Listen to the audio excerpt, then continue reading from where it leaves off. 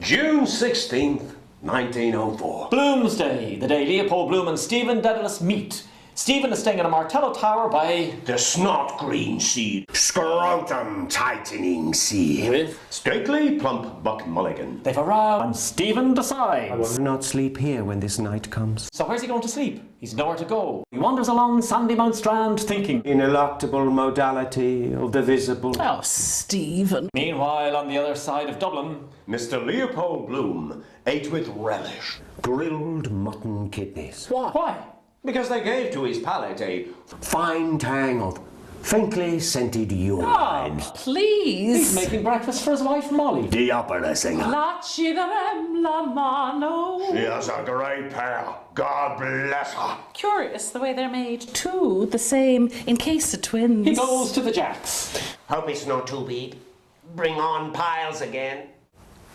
No, just right. He heads out. He's making himself scarce because Molly's having an affair with the bold. Blazes boiling. Straw hat, turned up trousers, tan And shoes. Bloom knows that he's calling over in the afternoon to have a little. Tootle on the He flute. fears there's nothing he can do about it because he hasn't. Given her one. For over 11 years since their baby son Rudy died. Could never like it again after Rudy. Bloom spends his morning crisscrossing Dublin and having a Turkish bath.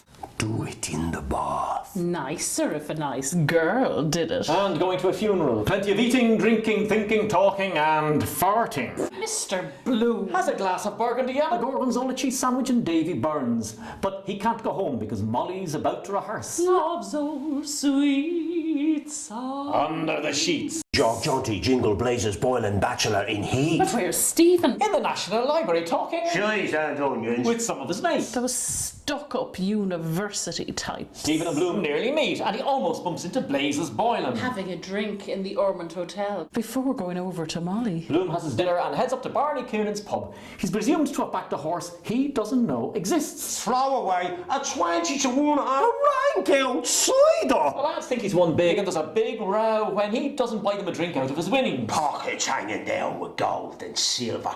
Cute as a shithouse rat. He scarpers, ends up on Sandymount Strand and has a... Pedal and crank. A what? because some girl's showing in his drawers. Bloom finally meets Stephen over in Holles Street Hospital. Of all places. They go on an almighty bender and end up in the red light district. The month's out. Night town. Dancing, spinning, singing, shouting. They go back to Mr. Bloom's house talking. Cheese and And onions. Stephen eventually leaves. To go where? Who knows?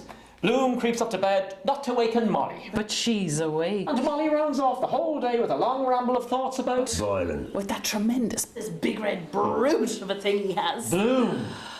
Yes, he came somewhere, I'm sure of it. Stephen.